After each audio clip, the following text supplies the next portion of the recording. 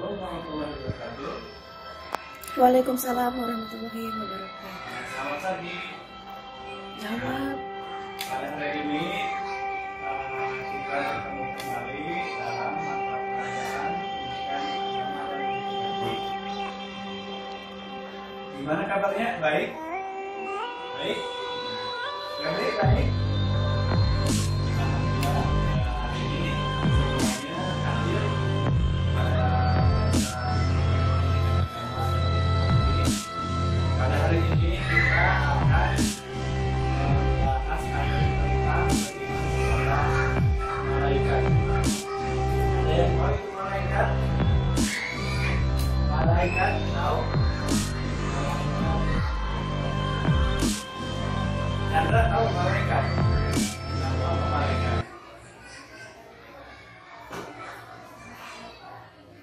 Nah, Ferdi tahu malaikat? Tahu? Nah, jadi malaikat itu makhluk gaib ya, yang diberi tugas oleh Allah. Nah, kita langsung aja ya ke pembahasannya materi tentang untuk memudahkan pembelajaran hari ini Bapak akan menggunakan flip chart ya, seperti ini bentuknya. Nah, ini namanya flip chart. Jadi materi hari ini tentang beriman kepada malaikat. Ya. Kita buka slide selanjutnya.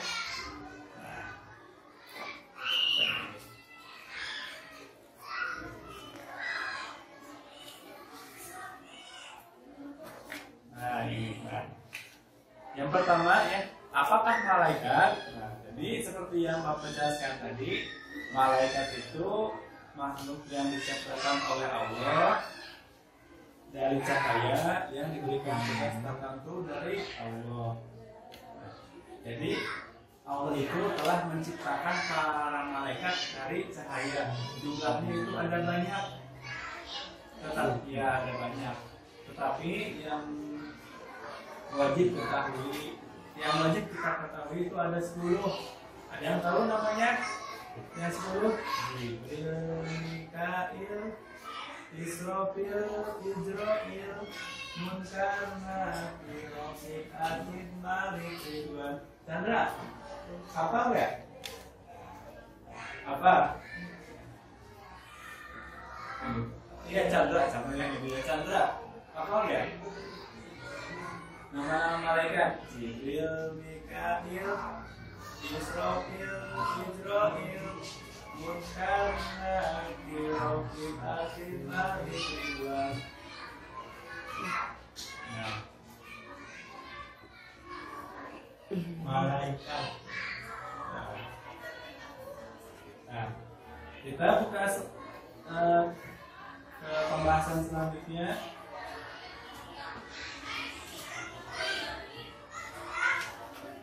Nah, sekarang kepada sifat-sifat malaikatnya. Sifat-sifat. Nah, malaikat juga merupakan makhluk Allah yang memiliki sifat-sifat khusus. Di antaranya yang pertama itu diciptakan dari cahaya. Nah, untuk setiap makhluk yang Allah ciptakan itu asal mulanya berbeda-beda. Nabi Adam diciptakan dari tanah, jin diciptakan dari api, sedangkan malaikat diciptakan dari cahaya. Terus yang selanjutnya tugasnya, para malaikat itu dalam menjalankan tugasnya selalu taat dan patuh terhadap perintah Allah. Nah, jadi para malaikat itu tidak pernah membantah. Jadi ketika malaikat itu diciptakan untuk membagikan rezeki, maka dia akan melaksanakannya. Terus yang selanjutnya, sifat yang selanjutnya itu tidak memiliki nafsu. Kalau makhluk Allah yang lain seperti manusia, jin, dan hewan itu memiliki nafsu, seperti nafsu makan, nafsu bertahan hidup. Tapi kalau malaikat itu tidak memiliki nafsu. Yang sekian terakhir, nah, dari jenisnya malaikat itu termasuk ke dalam makhluk gaib. Anda tahu arti makhluk gaib? Jadi makhluk gaib itu yang tidak bisa ditangkap oleh panca indera. Ya, tidak bisa dilihat, tidak bisa diraba, tidak bisa didengar. Itu namanya makhluk gaib. Lanjut ekonomi tuh. Ya, kita langsung aja ya ke pembahasan selanjutnya. Ya, cepat. Nah, sekarang nama-nama dan tugas malaikat ya. Seperti yang Bapak jelaskan tadi, malaikat yang wajib kita ketahui itu ada 10.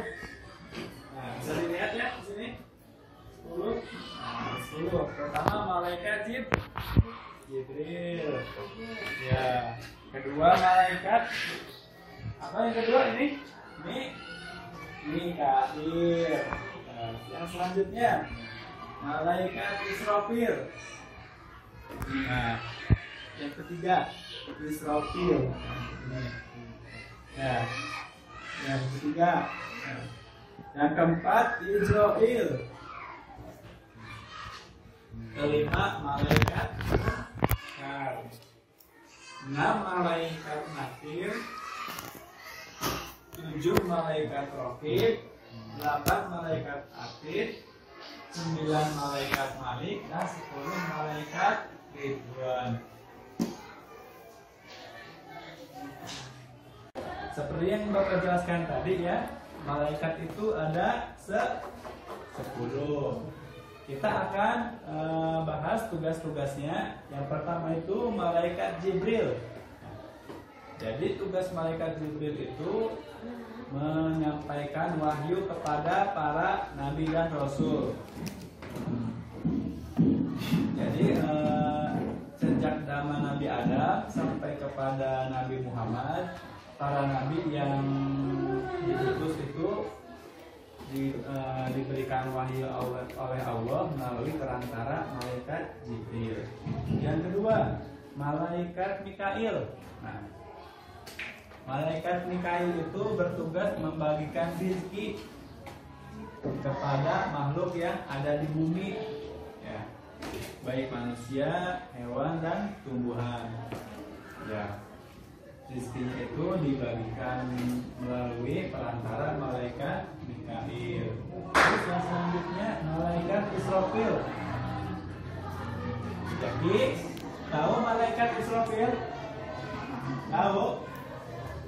Malaikat Israfil tahu? Tahu ya? Nah, jadi malaikat Israfil itu meniup sangkakala, pertanda akan segera terjadinya kiamat. Jadi kalau nanti ya sudah tiba masanya hari kiamat, akan terdengar suara sangkakala sebagai tanda terjadinya kiamat kubro atau kiamat besar. Yang selanjutnya malaikat Israil.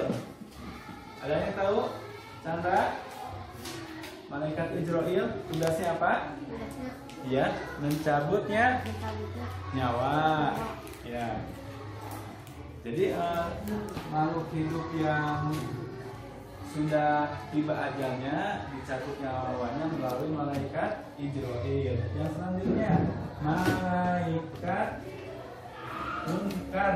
Nah, kalau malaikat Munkar berpasangan dengan malaikat Nakir, ya, keduanya itu bertugas menanyakan hal manusia di alam kubur. Jadi ketika manusia itu sudah meninggal, kan nanti kan dimandikan, disolatkan, terakhir dikuburkan. Nah, begitu kita berada di alam kubur, nah, kita akan ditanyakan oleh malaikat Munkar dan Nakir. Misalnya ya pertanyaannya, misalnya pertanyaan dari malaikat Munkar dan Nakir kepada ahli kubur, Man Rabbuka, siapa nama Tuhanmu? Waman kita buka ya, siapakah nama kitabmu. Yang selanjutnya kita akan menanyakan tentang nama kita, saudara kita, dan kita harus bisa menjawabnya ya. Misalnya ditanyakan, man rabbuka, siapa Tuhanmu? Kita harus bisa menjawabnya. Bisa dengan menjawab Allah. Ya. Nah, yang selanjutnya malaikat raqib. Kalau malaikat raqib itu berpasangan dengan malaikat atid. Malaikat raqib bertugas mencatat amal baik, sedangkan malaikat atid bertugas mencatat amal buruk. Nah, jadi kalau canda nakal ya, nah nanti itu dicatat sama malaikat atid, nah, sebagai amal yang buruk. Tapi kalau tadinya baik, melaksanakan sholat, nanti dicatat kebaikan oleh malaikat raqib. Nah, yang selanjutnya malaikat malik. Nah, kalau malaikat malik itu bertugas menjaga pintu neraka. Jadi kalau orang-orang nanti di akhirat, orang yang hidup semasa di dunia banyak dosa akan dimasukkan ke dalam neraka. Nah, sedangkan pintu neraka itu dijaga oleh malaikat malik. Nah, yang terakhir malaikat Ridwan. Yaki, tahu malaikat Ridwan? Tahu? Tahu ya. Malaikat Ridwan itu bertugas menjaga pintu surga. Nah, jadi kalau nanti ya kita kita berada di akhirat ya, sudah melewati sirat ya, sudah melewati pada masa, nanti kita akan memasuki surga. Tapi sebelumnya kita akan disapa dulu oleh malaikat Ridwan. Terus selanjutnya, nah, untuk selanjutnya urgensi beriman kepada malaikat. Nah, jadi ya fungsi dari kita beriman kepada malaikat itu sebagai bukti bahwa kita telah beriman kepada Allah. Karena dalam rukun iman yang kedua, percaya terhadap malaikat merupakan salah satu dari rukun iman. Yang kedua, nah terakhir ya, hikmah beriman kepada malaikat.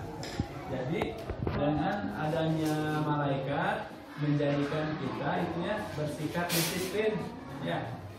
Jadi maksudnya karena manusia itu selalu didampingi oleh malaikat raqib dan atid, maka kita harus selalu bersikap waspada karena perbuatan kita, baik ucapan, perkataan dan perbuatan, akan selalu dicatat oleh malaikat raqib dan atid.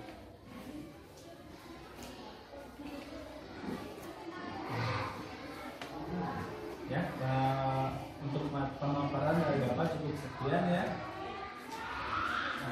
Setelah ini kita akan soal latihan.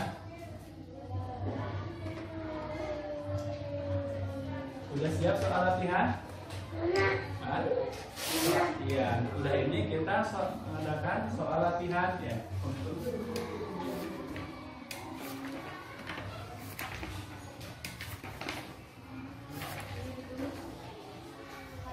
Iya, ditulis. Langsung aja di sana.